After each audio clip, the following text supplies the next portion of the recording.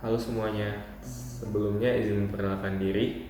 Nama saya Reksi Metipulus Siregar dengan NIM 119210079. Saya dari kelas RB Mekanika Tanah 1. Pada kesempatan kali ini, saya akan menjelaskan mengenai beberapa hal.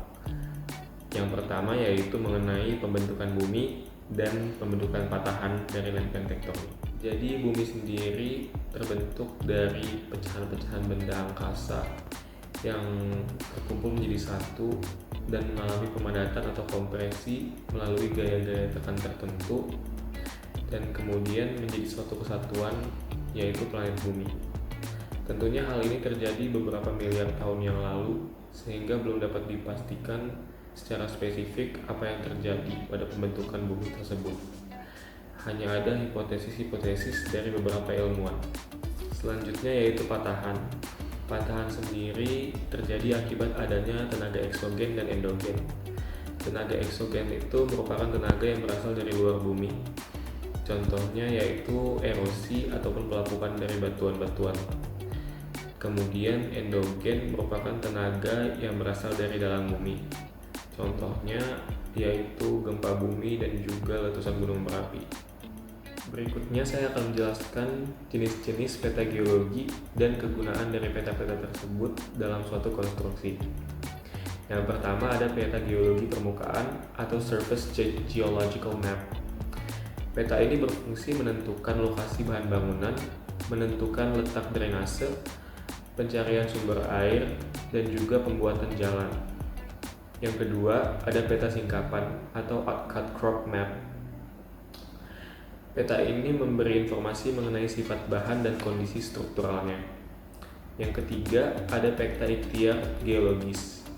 Peta ini memberikan informasi langsung mengenai formasi-formasi yang tersingkap masih tertutup dengan lapisan endapan Holocene. Yang keempat, ada peta struktur.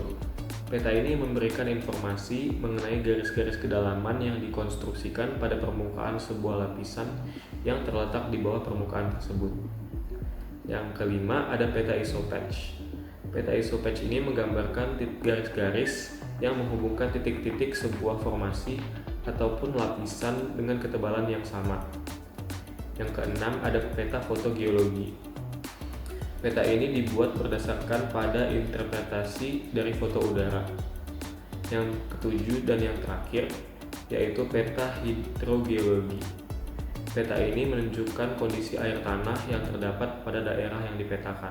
Berikutnya saya akan menjelaskan mengenai proses pembentukan batuan, jenis-jenis dari batuan, dan juga mineral yang terkandung dalam batuan-batuan tersebut.